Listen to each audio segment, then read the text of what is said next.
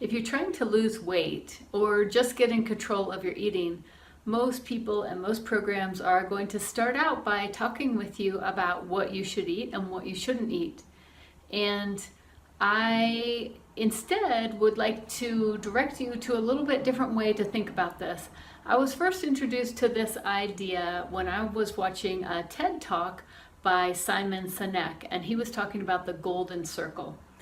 And the golden circle is basically a circle where at the center is why, the next layer out is how, and finally the outer edge is what.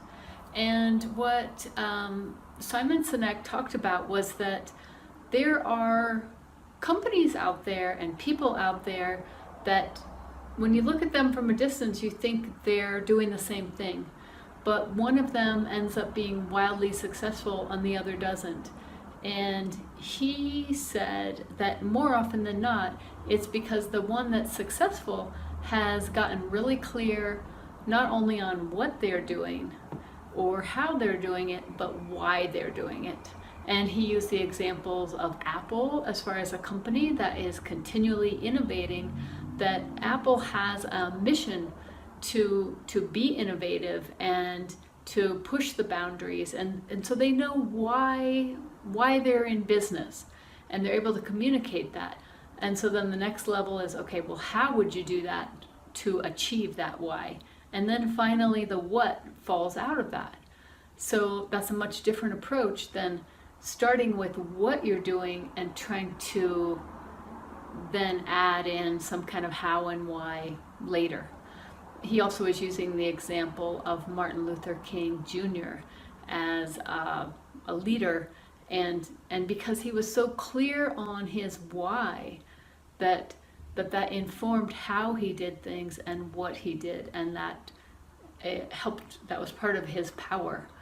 And so I just want to talk a little bit about that today, as far as how you can use that with your overcoming struggles with food.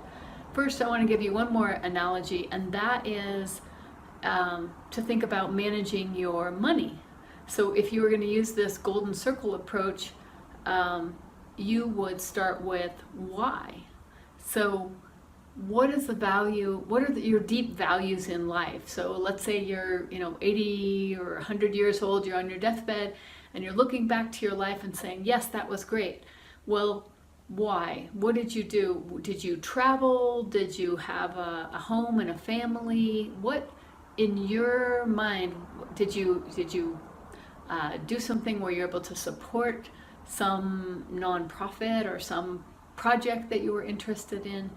So knowing what your values are and knowing that that's what you want to do in life, then that informs how you do things, how you would spend your money, earn your money and spend your money, and then finally what you spend your money on. And so that's different than somebody who says, oh, you want to manage your money? Well, start by writing everything down. So that is when somebody's starting at the what instead of the why and the how. So if you get that, then you can easily transfer that to when you're wanting to find some freedom around food. Then again, if you can start with your why. So again, what is your life's purpose? What would give your life a lot of meaning? So if you want to be an adventurer and you want to go out and travel and do all kinds of things, well then you need a body that can do that. And you need, your mind to be clear enough that you can work and make that money. And, there's lots of different pieces in there. Or if what you want is a strong family, then, how would your food choices make that happen? And if you have kids and you want them to be healthy, then how, again, do your food choices impact your ability to be a successful mom or dad or grandparent or whatever it is?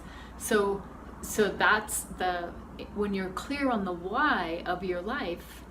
And maybe it's, for me, I'm an eco nut. I really care about the environment. So the work that I do is I'm trying to help people reconnect to nature so that they can see the healing and the awakening power it has in their lives, but also so that they will then be motivated to care for the earth. So I'm clear now on why I'm doing all this stuff. And so if you don't have your why figured out and you're living things in contrast to what, there's some parts of you saying, hey, get out of this crappy relationship, or hey, you really need to go back and forgive those people, or you need to change your job. If you ignore all that and just smother those emotions, it's pretty likely you're going to smother them with food or some other thing to help you get through that. So being able to look at the why and get really clear on that and be courageous enough to do what you need to do is then going to get you on the right track. And then the how is mindful eating in all levels. If you're a person that comes home, turns on the TV, starts eating, and you're not even looking at what you're eating, then you're probably going to have troubles with food. If, on the other hand, here's an example. I used to be a Girl Scout cookie fiend, those Thin Mints, and I remember that they'd be delivered to work, and I would look up from what I was doing, and there'd be like a whole sleeve of the cookie package was empty.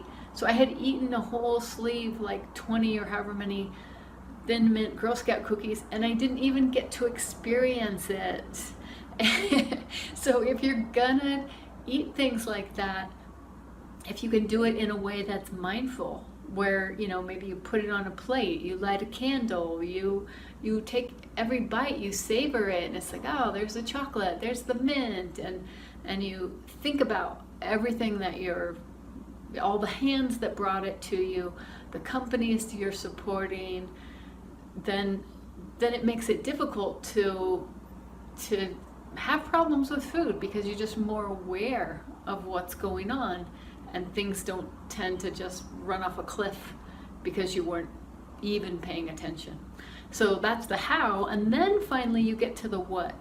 So if you're clear on your why, you're strong on your how, then you can figure out the what.